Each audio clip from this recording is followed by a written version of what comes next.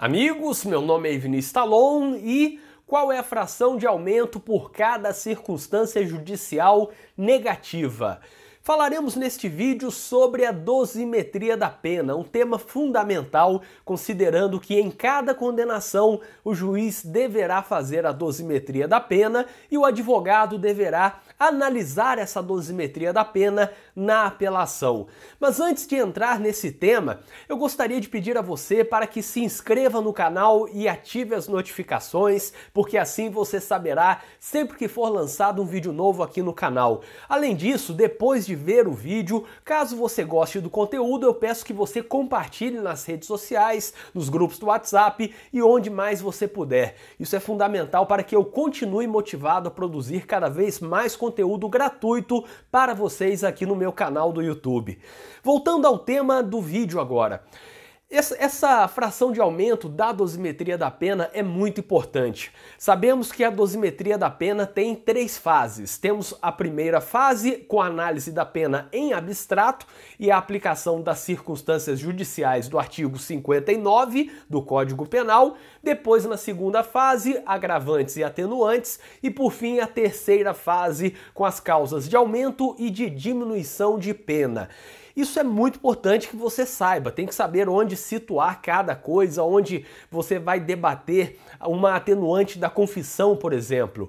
Agora, em cada fase teremos uma subida ou uma diminuição, teremos um aumento ou será diminuída a pena. E isso vai acontecer de acordo com a configuração de alguma coisa, por exemplo, configura atenuante, configura tentativa, que é uma causa de diminuição de pena, e em seguida, depois que você percebe que aquilo está configurado, temos que ver qual será o aumento. Por exemplo, lá nas causas de aumento de pena e também nas causas de diminuição, temos diminuição ou aumento em 1/3, metade, de 1/3 até 2/3, temos várias frações. Agora, na primeira fase da dosimetria da pena não temos isso, não temos uma fração específica. E esse é o problema. O Código Penal não fala qual é o aumento para o caso de cada circunstância judicial negativa. O artigo 59 do Código Penal tem 8 circunstâncias judiciais. Posso citar aqui algumas delas, como culpabilidade, consequências do crime, comportamento da vítima, enfim, motivos, circunstâncias, personalidade, maus antecedentes, tudo isso será considerado. O juiz vai avaliar logo de cara, na primeira fase, se tem alguma circunstância judicial negativa, ou talvez até mais de uma circunstância judicial negativa. E nesse caso, deveremos saber qual será o aumento para formar a pena base, que é o resultado dessa primeira fase, e depois ir para a segunda fase, pegando esse resultado e aplicando aquilo que está na segunda fase, atenuantes e agravantes. E sobre esse tema, há uma questão muito interessante. Como o Código Penal não tem nada específico, o Código Penal não menciona nenhuma fração de aumento para o caso de uma circunstância judicial do artigo 59 que seja negativa, há algumas teorias, algumas correntes. O STJ adota uma delas. Ele fala que é a fração de 1/6 para cada circunstância judicial negativa. E já veremos como é essa decisão, esse entendimento, citando aqui uma ementa do STJ que é muito recente. Outros dizem que deveria ser um aumento de 1/8 por cada circunstância judicial, considerando que, no caso das circunstâncias judiciais, temos 8 possibilidades, 8 circunstâncias. Então aquelas que eu mencionei antes, maus antecedentes, personalidade, conduta social, consequências do crime, comportamento, etc. Nesse caso, pegando essas 8 circunstâncias, se tivéssemos 2 circunstâncias judiciais negativas, teríamos o aumento de 1/8 para cada uma delas, e aí teríamos 2/8, que é o equivalente a 1/4 de aumento.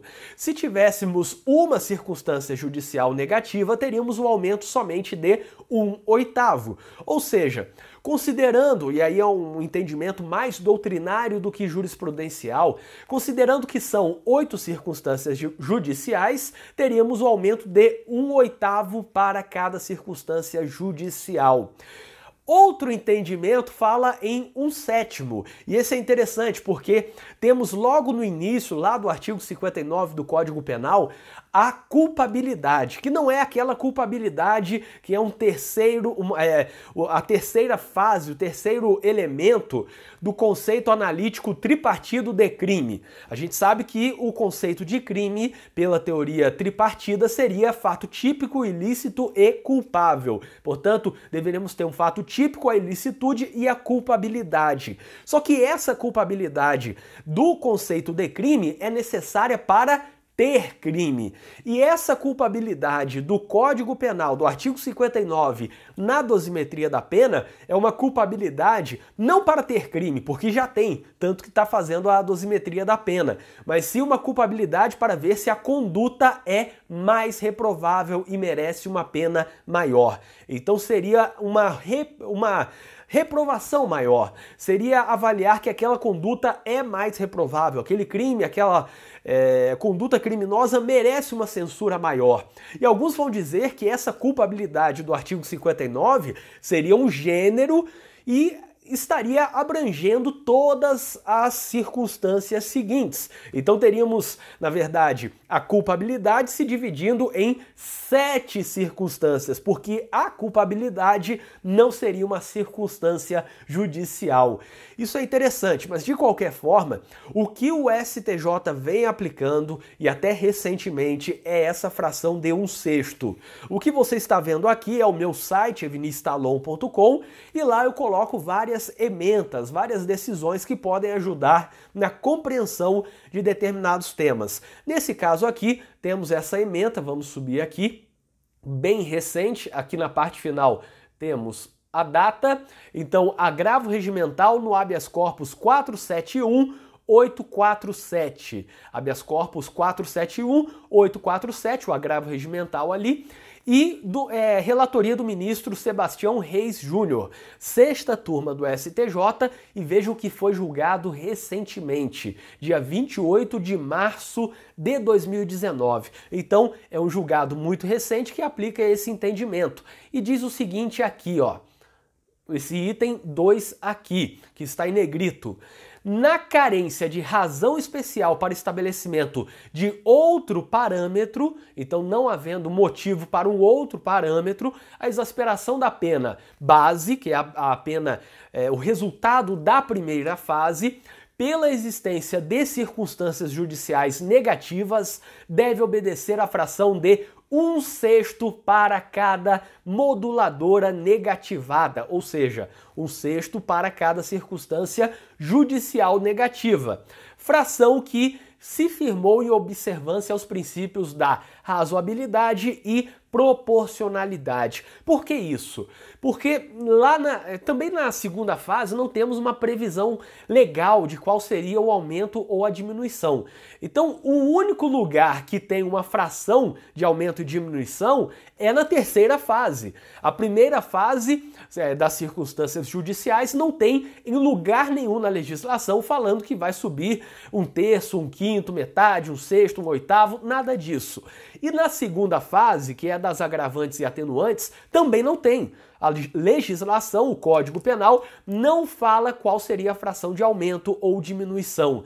Só na terceira fase da dosimetria, das majorantes e minorantes, ou causas de aumento e causas de diminuição, que temos uma fração legal. E essa fração é variável, mas não há fração menor do que 1/6. Então, 1/6 é a menor fração existente no Código Penal para aumento ou diminuição na terceira fase da dosimetria da pena.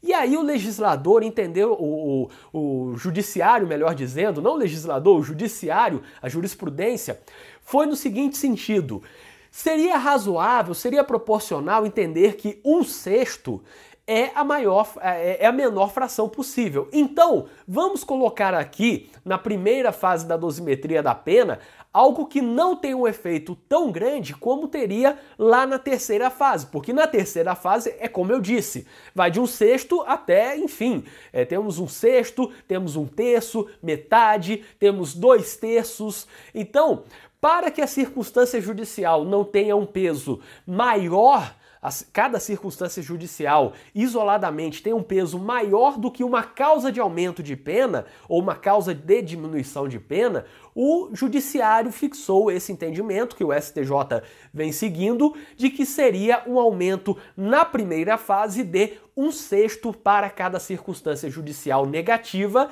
que é a menor fração possível lá na terceira fase. Então pega emprestado a menor fração de aumento ou diminuição lá da terceira fase e traz para a primeira fase, para que aqui na primeira fase não se tenha um peso maior do que lá na última fase da dosimetria da pena. De qualquer forma, temos vários questionamentos. Esse entendimento aqui é ruim para a defesa? Bom, depende. Se você conseguir argumentar que deve aplicar 1/7, porque seriam 7 circunstâncias judiciais e a culpabilidade seria o gênero pegando todas elas, é melhor. É melhor aumentar em 1/7 do que aumentar em 1/6. Isso se eu sou o advogado de defesa. E se eu posso argumentar que são 8 circunstâncias judiciais, eu coloco a culpabilidade ao lado de todas as outras e defendo que o aumento deve ser, portanto, de 1/8, 1/8 para cada circunstância judicial, óbvio que aumentar 1/8 é melhor do que aumentar 1/6. E não aumentar nada seria melhor do que tudo. Não aumentar nada, então, considerar que não tem maus antecedentes, não tem personalidade voltada para o crime ou qualquer outra coisa negativa, é melhor do que qualquer aumento.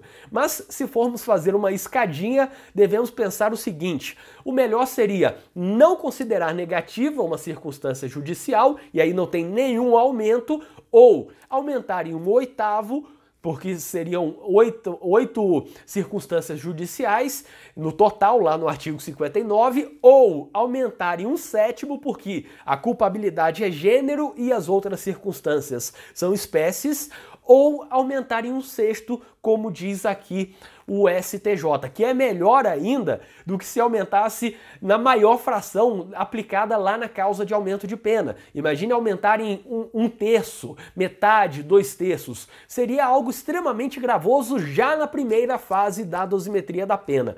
Então, esse entendimento aqui do STJ não é o melhor para a defesa. O melhor seria não considerar negativa uma circunstância judicial ou aplicar 1/8 ou aplicar 1/7, mas ainda é melhor aplicar 1/6 do que aplicar uma fração maior como 1/3, metade, 2/3 ou outras frações que são aplicadas lá na última fase da dosimetria da pena.